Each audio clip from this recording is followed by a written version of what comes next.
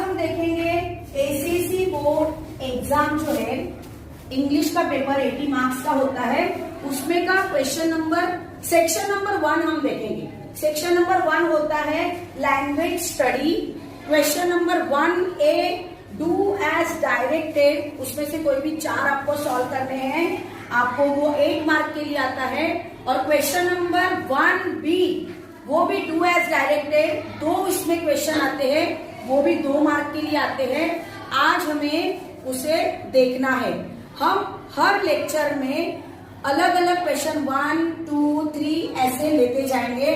तो आज हमें देखना है question number 1 section 1 language study. Question number 1A1 complete the following words by using correct letters, 2 marks.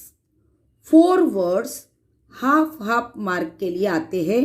इनमें कोई भी एक लेटर नहीं लिखा होता है, आपको यहाँ करेक्ट लेटर लिखना है।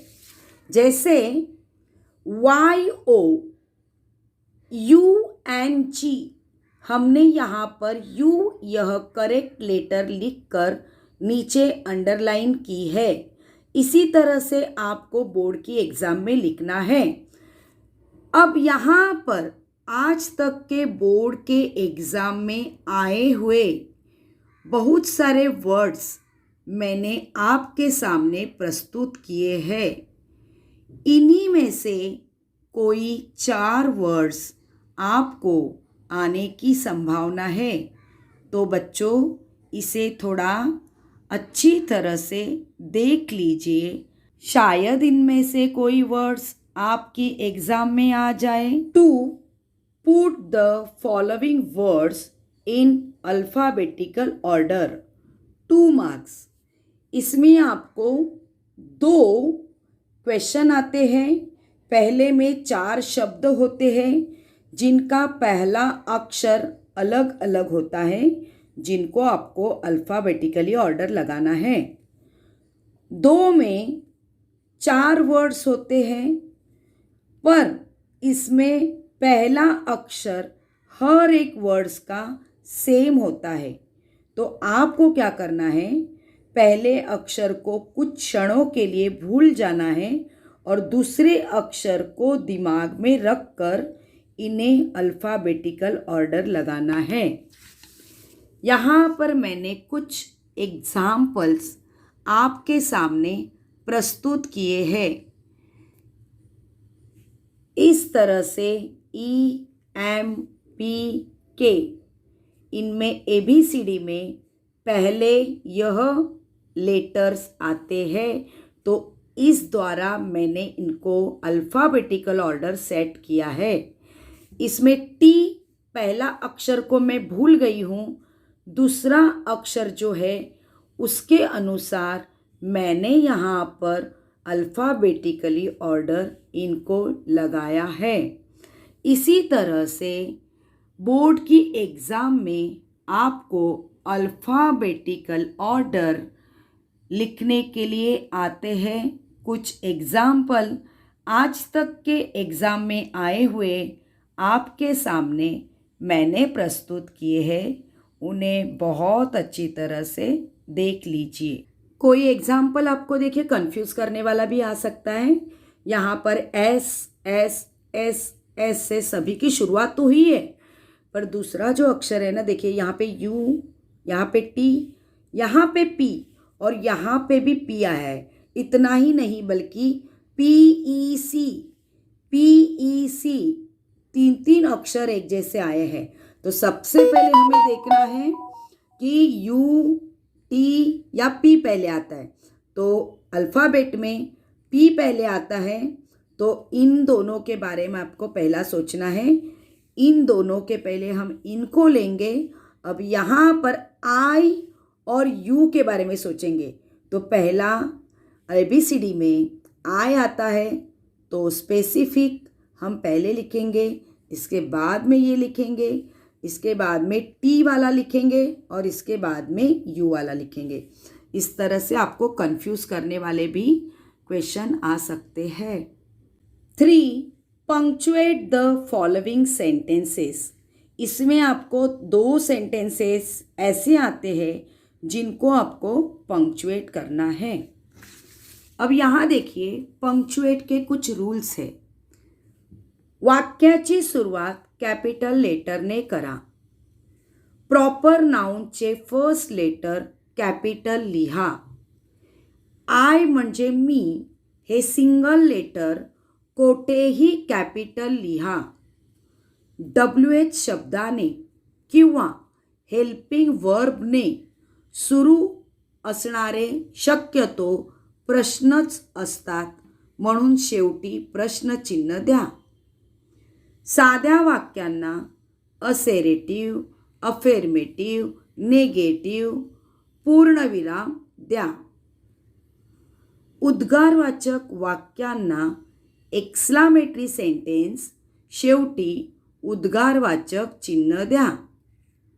से, सेड, टोल्ड, आस्क्ड नंतर कॉमा व नंतरचे वाक्य डबल इंटू इन्व्हर्टेड कॉमामध्ये लिहायचं आहे। शेवटी प्रश्न असेल तर प्रश्नचिन्ह द्या, नाहीतर पूर्णविराम द्या।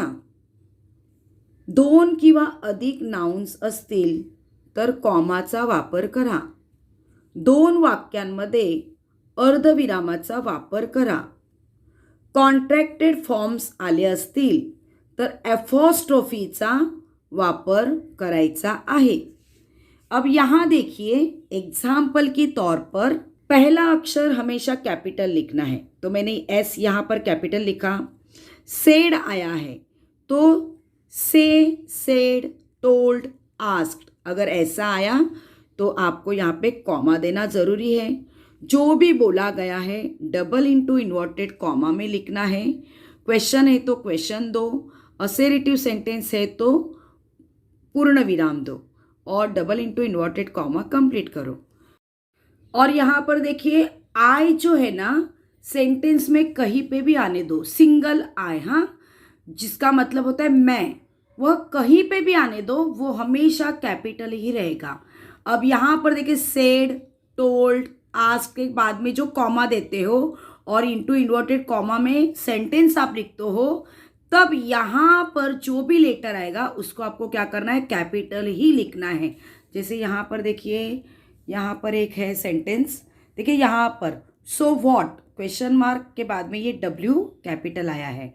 यहाँ पर स्माइल्ड कॉमा बाद में ये A कैपिटल आया है।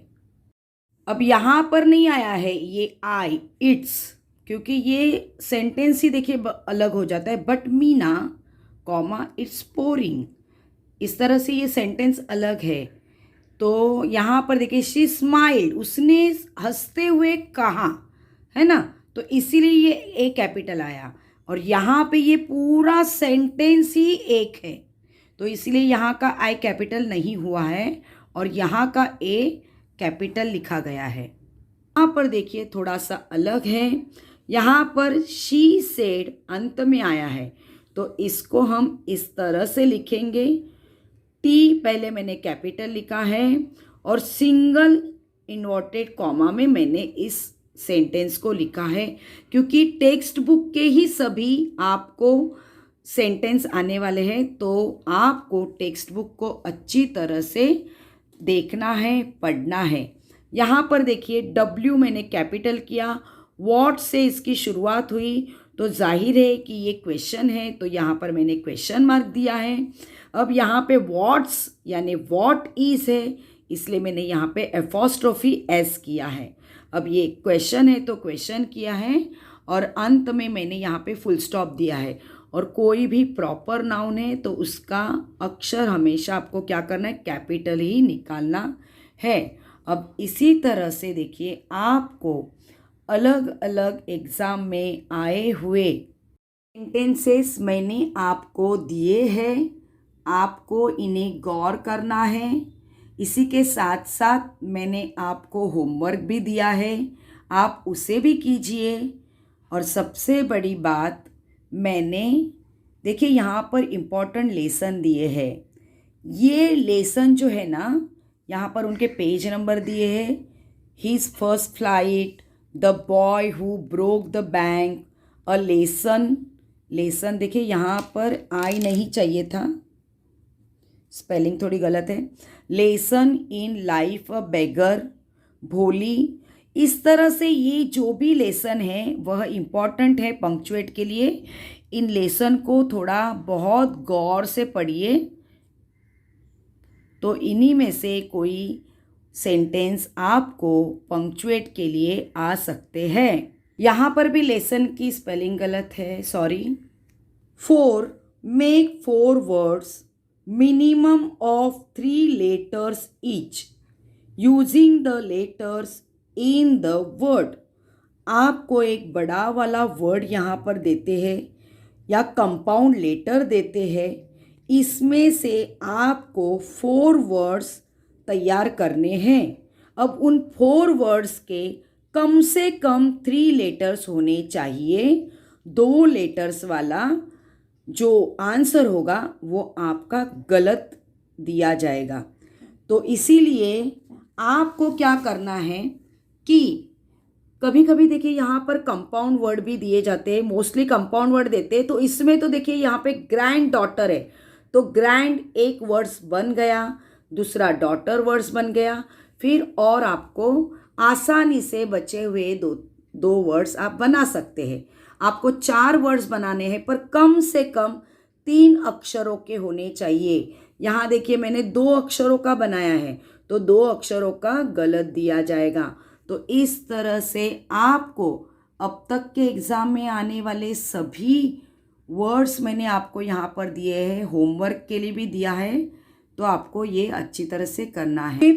Write the related words as shown in the example. आपको देखिए यहाँ पर कोई भी एक वर्ड दिया जाएगा, इससे रिलेटेड आपको वर्ड्स लिखने हैं। अब इसमें देखिए यहाँ पर लाइफ यह शब्द दिया है, इससे रिलेटेड हमें हैप्पी दिया है। इसका मतलब ये है कि ये जो हैप्पी है ना, ये एडजेक्टिव है और हमें अब इन चारों खानों में एडजेक्टिव ही लिखना है। अब देखिए यहाँ पर एग्जाम्पल के तौर पे यहाँ पर देखिए लाइफ, हैप्पी इन्होंने पहले से दिया है, आपको इसको लिखने की ज़रूरत नहीं, इसके मार्क्स आपको नहीं मिलने वाले हैं। Life, better life, easy life, new life, good life. अब मैंने क्या किया, लाइफ से रिलेटेड चारों भी मैंने एडजेक्टिव ही लिखे हैं। तो आपको अगर यहाँ पर कोई भी शब्द देंगे तो देखना है कि वो एडजेक्टिव है, एडवर्ब है कि नाउन है। तो उसी प्रकार उसी के अनुसार आपको ये चारों खाने भरने हैं। यहाँ पर देखिए आपको यहाँ पर वर्ब दिया है, तो वर्ब दिया है तो यहाँ पर एडवर्ब्स दिया है एक। तो आपको क्या करना है, चारों खानों में आपको एडवर्ब ही लिखना है। देखिए यहाँ पे मैंने फास्ट लिखा है, हरी लिखा है, केयरफुली लिखा है, स्लोली लिखा है। इस तरह से आपको हर एक नाउन देंगे। देखिए यहाँ पर ब्यूटीफुल यह एडजेक्टिव दिया है। अब एडजेक्टिव के संबंधित आपने यहाँ पर नाउन लिखा है, ब्यूटीफुल गर्ल, फ्लावर, यहाँ पर एडजेक्टिव दिया है, यहाँ पर क्या दिया है, वर्ब दिया है। तो इससे संबंधित आपको क्या करने हैं, रिलेटेड आपको वर्ड्स लिखने हैं। तो यहाँ पर मैंने कुछ एग्जाम्पल आपको रख दिए हैं, आपको थोड़ा सा उस एग्जाम्पल को गौर करना है, ध्यान में रखना बच्चों। ये सब इसके पहले के एग्ज़ाम में आए हुए हैं, तो इसीलिए मैंने आपको ये दिए हैं, तो इसको अच्छी तरह से ध्यान में रखना। देखो बच्चों, ये भी ध्यान में रखना है कि अगर आपको रिलेटेड वर्ड्स एग्जाम्पल के तौर पर कोई भी नहीं दिया होगा, एडजेक्टिव लिखना है तो एडजेक्टिव लिखोगे, एडवर्ब लिखना है तो एडवर्ब बोला है तो एडवर्ब लिखोगे। पर कभी कभी ना आपको कोई भी एग्जाम्पल के तौर पर कुछ भी नहीं दिया जाता है, तब आपको क्या करना है, अगर यहाँ पे स्कूल ये नाउन दिया है तो आपको जो भी उससे रिलेटेड वर्ड्स याद आते हैं वह चारों आपको लिखना है। अगर यहाँ पर अगर स्कूल दिया है और यहाँ पर अगर बिग लिखा होता, बिग, तो स्कूल बड़ी है, तो वो एडजेक्टिव का एग्जाम्पल आपको दिया है, तब आपको क्या करना पड़ता, यहाँ पर बिग है तो वैसे ही एडजेक्टिव नाइस लिखना पड़ता, यूज़ लिखना पड़ता, या क्लीन लिखना पड़ता, या गुड लिखना पड़ता। अगर उन्होंने एडजेक्टिव लिखने को कहा एग्जाम्पल के तौर पर देकर, तो ही आपको लिखना है। अगर नहीं दिया है ना, तो आपके मन में जो भी इससे रिलेटेड वर्ड्स है आप उसको लिख सकते हो। इस क्वेश्चन के लिए मैंने कुछ ऐसे आइडियाज़ बताए हैं। देखिए, ऐसे बच्चे कुछ होते हैं जो थोड़े से कमज़ोर होते हैं पढ़ाई में, तो उनके लिए बच्चों एक याद रखना, अब आपको ये 4 खाने भरने हैं ना, तो आपको क्या करना है, देखिए ये शब्द है ना, याद करके चले जाइए। गुड है, better, best, nice, big, small, strong, cute, new, large, ये शब्द ना याद करके जाइए। मोस्टली ना आपको देखिए, यहाँ पर देखिए, अगर लाइफ है तो देखिए यहाँ पे गुड लाइफ आ सकता है, बेटर लाइफ, बेस्ट लाइफ, तो बिग लाइफ मतलब आ सकता है, तो यहाँ पे ये लागू हो सकता है। वही सब शब्द फैमिली के लिए भी उनमें से 4 शब्द लागू हो जाएंगे, हाउस के लिए भी हो जाएंगे, विलेज के लिए भी हो जाएंगे, फिर इसके लिए नहीं होंगे, स्कूल के लिए लागू होते हैं वो शब्द। इसके लिए गुड वाटर हम लिख सकते हैं, नाइस वाटर लिख सकते हैं। तो देखिए बच्चों, मोस्टली आपने अगर ये 4 शब्द, ये जो मैंने आपको दिए हैं, ये शब्द आपने दिमाग में रख लिए ना, तो जो बच्चे ऐसे हैं कि जिनको बिल्कुल भी नहीं आ रहा है, इन्होंने ये शब्द याद करके जाइए, इनमें से कोई भी 4 शब्द याद करके जाइए और इन चारों खानों में लिख दीजिए। अगर आपका लक अच्छा होगा तो वह उसको सूट करेंगे और आपको इसके 2 मार्क्स मिल जाएंगे। 6th, complete the word chain of verbs. अब इस क्वेश्चन में ना आपको वर्ड चेन बनाने को देते हैं, तो इसमें कभी वर्ब्स की देते हैं, कभी एडवर्ब की देते हैं, कभी एडजेक्टिव की देते हैं, या कभी नाउन की देते हैं। तो आपको देखिए यहाँ पर, जैसे यहाँ पर ईट शब्द दिया है तो अंत में आया टी, तो जैसे हम लोग अंताक्षरी खेलते हैं ना, गानों की अंताक्षरी की लास्ट वाला अक्षर आएगा तो उसके ऊपर से आगे का गाना गाना है, तो इसी तरह देखिए अभी यहाँ पे टी आया, तो टी से मैंने लिखा टेक, फिर टेक में अंत में आया ई, तो ई से लिखा मैंने अर्न, फिर एन आया अंत में तो मैंने लिखा नोट, फिर यहाँ पे ई आया अंत में तो मैंने लिखा एग्जामाइन। तो इस तरह से देखिए मैंने बहुत सारे ये शब्द यहाँ पर आपको दिए। वर्ड चेन देखिए अलग अलग प्रकार की मैंने पहले यहाँ पे बनाई है। फिर इसको देखिए मैंने complete the word chain of noun की बताई है आपके सामने, फिर एडजेक्टिव की बताई है आपके सामने, और फिर एडवर्ब की बताई है।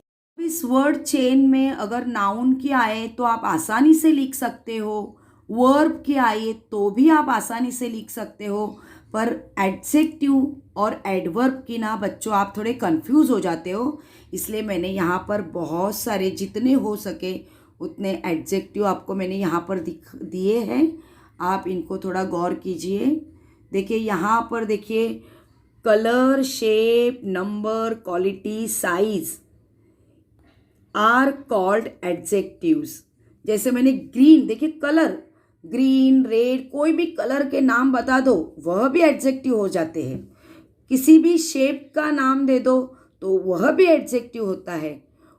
किसी का नंबर दे दो वह भी एडजेक्टिव होता है बच्चों। अगर क्वालिटी बता रही है, साइज बता रहे हैं, वो भी एडजेक्टिव होता है। तो ज़रूरी नहीं है कि यही एडजेक्टिव आपको लिखने हैं, अगर उससे मैच करते हैं तो आपको क्या करना है। देखिए अगर यहाँ पे एक एग्जाम्पल के तौर पर मैं देती हूँ, पर देखिए ये क्लेवर आया है तो आर आया है, तो आर से अंत में आपको राउंड आप लिख सकते हो। इस तरह से आप एडजेक्टिव की वर्ड चेन बना सकते हो। इसी तरह से देखिए एडवर्ब तो और भी आपको हार्ड जाता है। तो इतने सारे एडवर्ब्स मैंने आपको दिए हैं। इनमें से सभी को अच्छी तरह से याद रखना, तो एडवर्ब की चेन आप अच्छी तरह से बना सकते हो। देख, एडवर्ब का मतलब है वर्ब, यानी कोई भी क्रिया के बारे में अधिक इंफॉर्मेशन देना। तो एडवर्ब, वर्ब के बारे में एक्स्ट्रा इंफॉर्मेशन। तो एडवर्ब जो है वह वर्ब से रिलेटेड ही आता है। देखिए यहाँ पर I really like ice cream, like यानी पसंद होने की क्रिया, जो सचमुच बहुत मुझे अच्छा लगता है आइसक्रीम, ऐसे उनको कहना है। वो वर्ब से रिलेटेड ही हमेशा एडवर्ब आता है। पर कभी कभी देखिए बच्चों, यहाँ पर you are very beautiful girl, अब यहाँ पर गर्ल ये नाउन है, नाउन से रिलेटेड यानी नाउन की खासियत कौन क्या बताई जा रही है कि ये लड़की ब्यूटीफुल है। ठीक है, तो ब्यूटीफुल यह एडजेक्टिव हुआ। पर यहां पर देखिए बच्चों, इस सेंटेंस में ये वेरी एडवर्ब कहलाएगा। अब यहां पर तो किसी भी प्रकार का वर्ब नहीं है, कोई भी एक्शन नहीं है, यहां पर तो एडजेक्टिव है। पर ये एडजेक्टिव भी, ये सिर्फ ब्यूटीफुल नहीं, तो बहुत ब्यूटीफुल है, बहुत सुंदर है, ऐसे कहा है, तो ये भी एडवर्ब ही कहलाता है। तो बहुत कम ऐसे एग्जाम्पल आते हैं बच्चों कि जो एडजेक्टिव, देखिए यहाँ पर my sister is extremely clever, मेरी बहन क्लेवर है, पर सिर्फ क्लेवर ही नहीं, तो वो एक्सट्रीमली क्लेवर है। तो ये एडजेक्टिव के बारे में और एक्स्ट्रा इंफॉर्मेशन इसने दिया है, इसलिए यह भी एडवर्ब कहलाएगा। तो बहुत कम ऐसे सेंटेंस आते हैं जो एडजेक्टिव के साथ एडवर्ब आता है। तो एडवर्ब इस तरह से, देखिए एडवर्ब का ना इतना, देखिए यहाँ पर जो दिए हैं एडवर्ब, थोड़ा सा इन्हीं को थोड़ा सा ध्यान रखिए। एडवर्ब का कम एग्जाम्पल आते हैं, फिर भी इनको अच्छी तरह से ध्यान में रखिए। तो ये हुआ question number 1A, do as directed. कोई भी 4 लिखना है 6 में से, पर अगर आप कंफ्यूज हो कि मेरा गलत हो सकता है तो आप 6 के 6 भी लिख सकते हो। अब हम देखेंगे question number 1B, do as directed. ये आपको 2 मार्क्स के लिए आता है। इसमें 1 जो आता है, अटेम्प्ट एनी 1, कोई भी 1 आपको लिखना है। उसमें पहला आता है, मतलब 1 में ए आएगा, make a meaningful sentence by using the phrase. अब यहां पर हमें एक फ्रेज दी है, फ्रेज यानी शब्द समूह। यहां पर एक शब्दों का समूह दिया है, इसका हमें क्या करना है, मीनिंगफुल सेंटेंस बनाना है, जो आपको 1 मार्क के लिए आएगा। अब यहां पर एग्जाम्पल के तौर पर दिया है, मतलब यहां पर दिया है टू रन अवे। देखिए यहां पर मैंने इसको सॉल्व किया है, to run away, I want to run away from here. अब यहां पर मैंने एक सेंटेंस बनाया है, इसमें मैंने टू रन अवे का उपयोग किया है। देखिए बच्चों, यहां पर मैंने एक हैक यूज किया है। क्या यूज किया है, देखिए स्पेशली ये ऐसे बच्चों के लिए है जो मतलब थोड़े कमजोर है पढ़ाई में, उनको मैं एक ट्रिक बताती हूँ। देखिए ट्रिक क्या है, देखिए इसका ये और एक, देखिए यहाँ पर the thief wants to run away from police. ये तो हुई ऐसे बच्चों को सॉल्व करने की ट्रिक कि होशियार बच्चे हैं वो अपने आप ऐसे सेंटेंस बना सकते हैं। पर ऐसे बच्चे जो थोड़े से कमज़ोर है, उनके लिए मैंने यहाँ पर एक ट्रिक यूज़ की है। देखो कोई भी फ्रेज आने दो, कोई भी फ्रेज, आप क्या करो पता है, आपको क्या करना है, ही वॉन्टेड से शुरुआत करनी है। देखिए यहाँ पर है टू लुक फॉर, मैंने लिखा he wanted to look for his lost book. अब देखिए आगे, to look after, he wanted to look after his sister, to take care, he wanted to take care of his sister. अभी देखिए कभी कभी हमें ना आगे का सेंटेंस आता नहीं है, होते हैं कोई कोई बच्चे, हर एक कोई होशियार नहीं होता है। तो देखिए अब ही वांटेड का मतलब क्या, वो चाहता था, क्या चाहता था, टू टेक केयर, बस इतना भी आप लिखोगे ना, इतना भी, he wanted to take care, वो केयर करना चाहता था। अब यहाँ पर देखिए to take advantage, he wanted to take advantage, to call for, he wanted to call for his sister, to wish for, he wanted to wish for himself, to look into, he wanted to look into the matter। तो इसी तरह ना बच्चों देखिए बस ये वाला ना he wanted, he wanted, he wanted, और उसके आगे जो आपको फ्रेज दी जाती है ना बस उसको लिख दो। अगर इसके आगे लिखने को जम रहा है तो लिखो, नहीं तो इतना भी, अगर देखिए मैं क्या कहती हूँ, आप कुछ ना लिखने से अच्छा है कि ये लिखो, सही आ सकता है तो आपको 1 पॉइंट आसानी से मिलेंगे। और एक टेक्निक बताती हूँ, देखिए यहाँ पर मैंने दिया है, ये तो आपको एग्जाम्पल दिए हैं होमवर्क के तौर पर, इसको करो। अब यहाँ पर देखिए मुझे पता ये गलत है, पर जो बच्चे बिल्कुल भी नहीं सेंटेंस बना पाते उनके लिए ये ट्रिक है। आप क्या करो पता है, यहाँ पे ही सेड लिखो या आई सेड लिखो, he said comma double into inverted comma में जो फ्रेज आई उसको लिख दो और अंत में इधर फुल स्टॉप दे दो। मतलब यहाँ पर देखिए ऐसे हो सकता है, उसने कहा broke out, he said broke out, he said broke into, he said या I said carry on, he said to be surprised। यानी कि इसका मतलब होता है कि इसने ये कहा, मैंने ये कहा, मुझे पता है कि ये सेंटेंस गलत कहलाएगा, पर अगर आपको बोर्ड के एग्ज़ाम में 1 मार्क कम पड़ रहा है पासिंग के लिए, तो आपको शायद यहाँ पर गलत है उसको सही करके आधा मार्क्स तो मिल ही जाएगा, और आधा का 1 होने में वक्त नहीं लगता है। तो इस तरह से आपको ये फ्रेसेस करने हैं। अब आपको 1 में से अगर ए नहीं आया फ्रेज का सेंटेंस बनाने के लिए, तब दूसरा और आपके लिए है बी, या ये लिखो या ये लिखो, add a clause to be following sentences to expand it meaningfully. आपको क्या करना है, आपको यहाँ पर देखिए, यहाँ पर आपको क्लॉज जोड़ना है। तो सबसे पहले देखिए क्लॉज क्या होता है, इसको देखिए आप, देखो क्लॉज ना एक बड़ा सेंटेंस होता है। देखिए क्लॉज यानी क्या, जोड़ा हुआ सेंटेंस। उसमें मुख्य सेंटेंस एक होता है, मेन क्लॉज होता है, और दूसरा होता है सब ऑर्डिनेट क्लॉज, यानी उपवाक्य होता है, मुख्य वाक्य और उपवाक्य होता है। इसे देखिए ये जो मेन क्लॉज है ना, उसे हम कहते हैं इंडिपेंडेंट क्लॉज।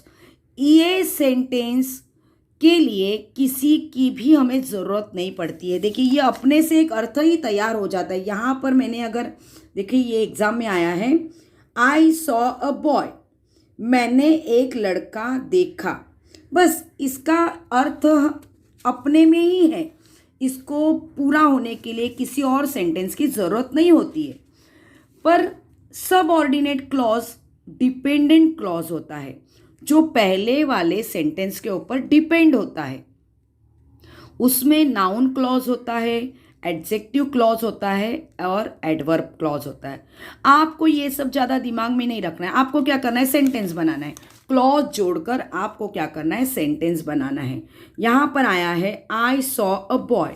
अब देखिए यहाँ पर मैंने एक ट्रिक बताई है। देखिए यहाँ पर अगर ऐसा आया, देखिए I saw a boy, this is a girl, these are men, I saw a man. तो ये जो नाउन आते हैं ना बच्चों, ये नाउन, इसके आगे हु लगाकर आगे का सेंटेंस आपको एक्सपांड कर दो।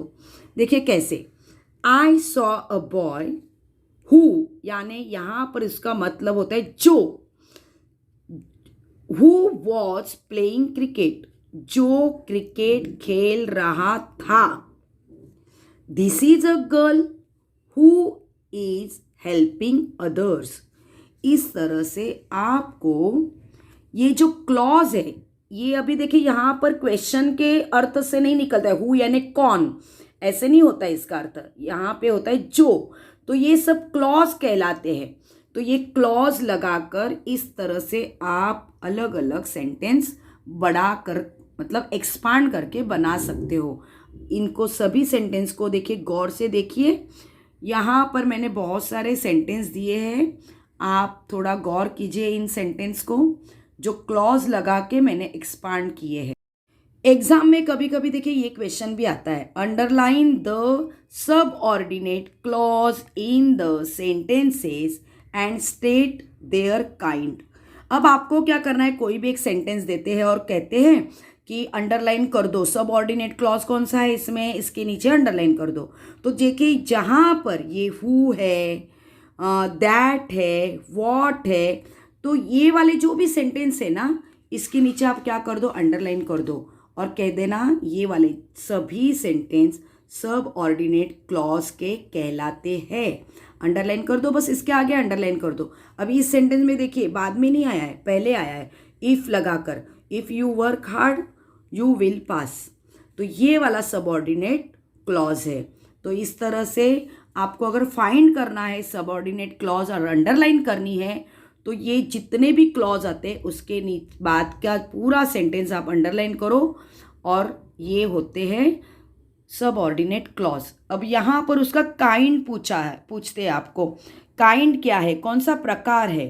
तो नाउन क्लॉज आता है, एडजेक्टिव क्लॉज आता है और एडवर्ब क्लॉज आता है। अब ये वाला ना आपको मेरा वो नया वाला जो वीडियो है ना, नाउन क्लॉज क्या होता है, एडजेक्टिव क्लॉज क्या होता है, एडवर्ब क्लॉज क्या होता है, ये आपको देखना पड़ेगा। उसमें पूरा अच्छी तरह से मैंने समझाया है। ये तो हुआ B1, दोनों में से एक सॉल्व करना है, 1 मार्क मिले। अब नेक्स्ट देखिए सेकेंड वाला, इसमें भी आपको 2 में से 1 सॉल्व करना है। पहला ए में आता है ऐड अ प्रीफिक्स और suffix to make new words. आपको ये रूट वर्ड दिए जाते हैं, आपको क्या करना है, इसके आगे प्रीफिक्स लगाना है या इस वर्ड के पीछे सफिक्स लगाकर आपको एक नया वर्ड तैयार करना है। देखिए यहाँ पर मैंने एक छोटा सा एग्जाम्पल ऐसा दिया है, देखो ये चूहा है, ये चूहे की नाक यानी प्रीफिक्स, ये पूंछ यानी सफिक्स।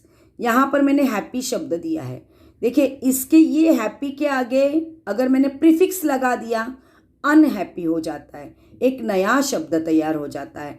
इसके पीछे मैंने अगर सफिक्स लगा दिया तो ये हैप्पीली हो जाता है, एक नया शब्द तैयार हो जाता है। इसी तरह से आपको प्रीफिक्स और सफिक्स के क्वेश्चन के लिए आपको इस तरह से क्वेश्चन बनाने हैं। देखिए यहाँ पर काउंट दिया है, ये रूट वर्ड है।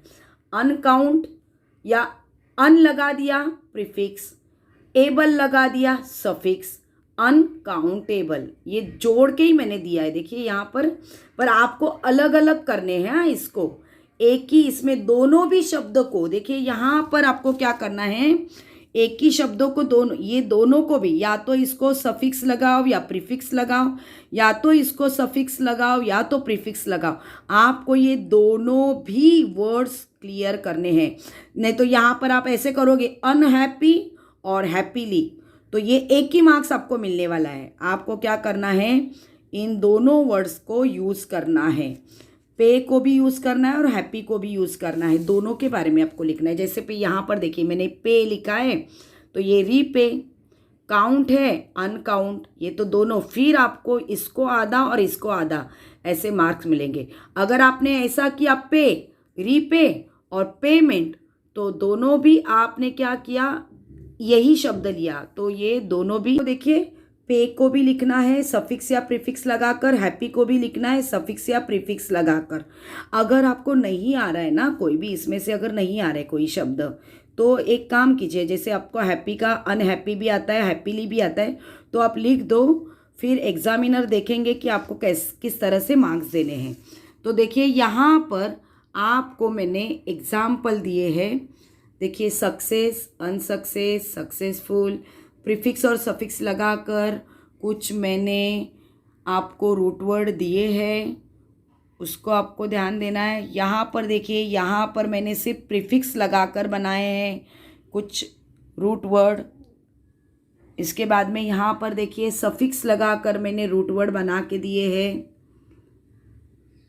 सफिक्स और प्रीफिक्स लगाकर मैंने बहुत सारे वर्ड्स आपको दिए हैं। आप इसका स्क्रीनशॉट निकालकर आपके नोटबुक में उतार कर लीजिए।